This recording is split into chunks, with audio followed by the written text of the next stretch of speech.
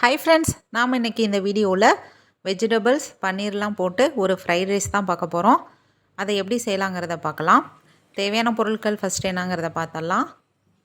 தேவையான அளவுக்கு beans, carrot, பெரிய வெங்காயம், குடமிளகாய், முட்டைக்கோஸ், 200 கிராம் பன்னீர், பூண்டு பல் ஒரு 10, அதை நல்லா தோல் உரிச்சிட்டு பொடி பொடியாக நறுக்கி எடுத்துக்கோங்க.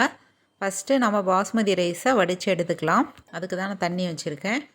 250 கிராம் அளவுக்கு நான் அரிசி ஊற வச்சுருக்கேன். ஒரு 1/2 அன் ஹவர் முன்னாடியே ஊற வச்சுருங்க. இப்போது தண்ணியில் நம்ம கொஞ்சமாக ஆயில் விட்டுக்கலாம். அப்போ தான் ரைஸ் நமக்கு உதிரி உதிரியாக வரும். இப்போது ஊற வச்சுருக்கிற அரிசியை நாம் ஆட் பண்ணிக்கலாம்.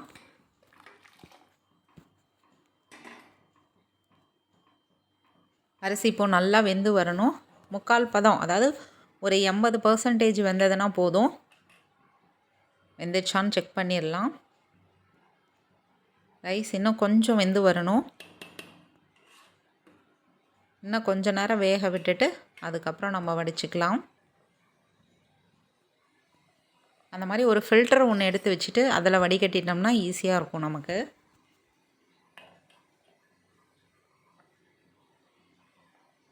இந்த பதம் நமக்கு கரெக்டாக இருக்கும் சாதம் வடிச்சிட்டு கிளறதுக்கு நமக்கு. இப்போது நாம் இதை ஃபில்டர் பண்ணிடலாம்.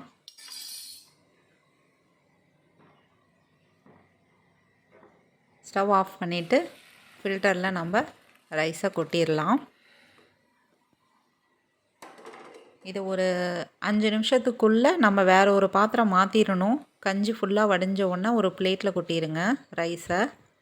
இப்போது நம்ம ஃபஸ்ட்டு பன்னீரை லைட்டாக ஃப்ரை பண்ணி எடுத்துக்க போகிறோம். ஒரு கடாய் வச்சுக்கோங்க. கடாய் ஹீட் ஆனதும் ஆயில் கொஞ்சமாக விட்டுட்டு அதில் நம்ம கட் பண்ணி வச்சுருக்கிற பன்னீர் ஆட் பண்ணிக்கலாம். நம்ம அப்படியேவும் ஆட் பண்ணிக்கலாம். இந்த மாதிரி கொஞ்சம் ஃப்ரை பண்ணி ஆட் பண்ணோம்னா டேஸ்ட்டு நல்லாயிருக்கும். இதில் நம்ம உப்பும் மிளகும் கொஞ்சம் ஆட் பண்ணி ஃப்ரை பண்ண போகிறோம். ஃப்ளேம் ஃபுல்லாக சிம்மில் வச்சுட்டு இதை கொஞ்சமாக ஃப்ரை பண்ணிக்கலாம். கொஞ்சமாக தூள் உப்பும் 1/2 டீஸ்பூன் அளவுக்கு மிளகு தூளும் ஆட் பண்ணிவிட்டு ஃப்ரை பண்ணுங்கள். லைட்டாக தான் மிக்ஸ் பண்ணணும். கொஞ்ச நேரத்துக்கு அப்படியே விட்டுருங்க. இப்போது ஆஃப் பண்ணிடலாம்.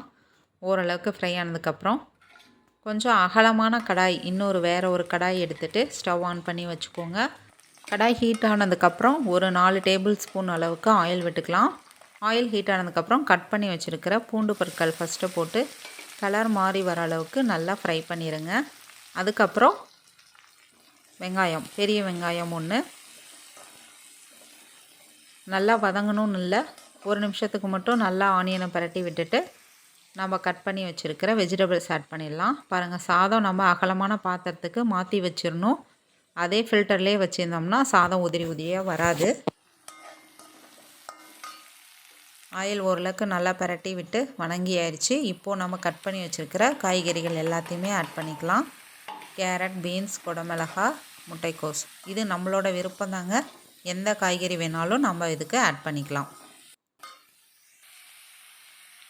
இப்போது கொஞ்சமாக தூளுப்பு,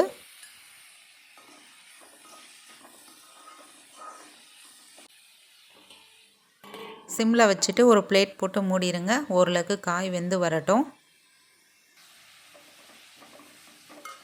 இப்போது நம்ம நறுக்கி வச்சுருக்கிற 2 பச்சை மிளகாய் ஆட் பண்ணிக்கிறேன்.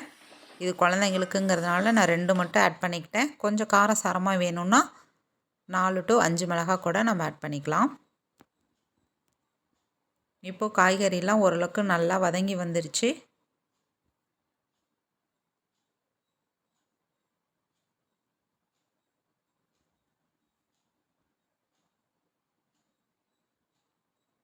இதுவும் 3/4 பதம் வெந்திருந்தால் போதும்.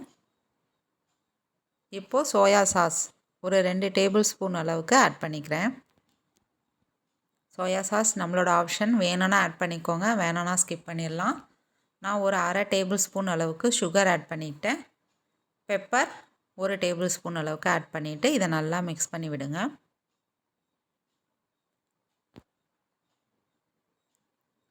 நல்லா மிக்ஸ் பண்ணதுக்கப்புறம் நம்ம ரெடியாக வச்சுருக்கிற ரைஸை ஆட் பண்ணிக்கலாம்.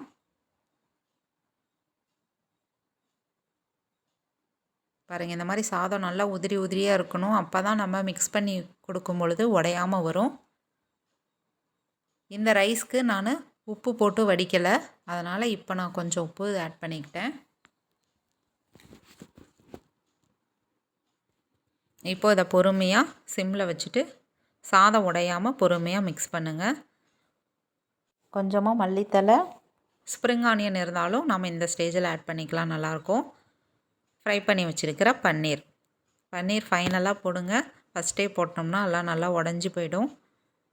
இப்போது இதை லைட்டாக மிக்ஸ் பண்ணிட்டோம்னா நம்மளுடைய சுவையான ஃப்ரைட் ரைஸ் ரெடி ஆயிடுச்சு. பெப்பர் நம்மளோட விருப்பம்தான், காரம் எந்த அளவுக்கு வேணுமோ அந்த அளவுக்கு ஆட் பண்ணிக்கோங்க. இது ஒரு லஞ்ச் பாக்ஸ் ரெசிபிங்க, கண்டிப்பாக ட்ரை பண்ணி பாருங்கள். குழந்தைங்களுக்கு ரொம்ப பிடிக்கும், விரும்பி சாப்பிடுவாங்க. அவ்வளோதான், நம்மளுடைய பன்னீர் ஃப்ரைட் ரைஸ் ரெடி ஆயிடுச்சு. நீங்களும் இதே மாதிரி ட்ரை பண்ணி பார்த்துட்டு எப்படி வந்ததுன்னு கமெண்ட் செக்ஷனில் சொல்லுங்கள். இந்த வீடியோ உங்களுக்கு பிடிச்சிருந்தால் லைக் பண்ணுங்கள், ஷேர் பண்ணுங்கள், சப்ஸ்கிரைப் பண்ணுங்கள் ஃப்ரெண்ட்ஸ். தேங்க்யூ.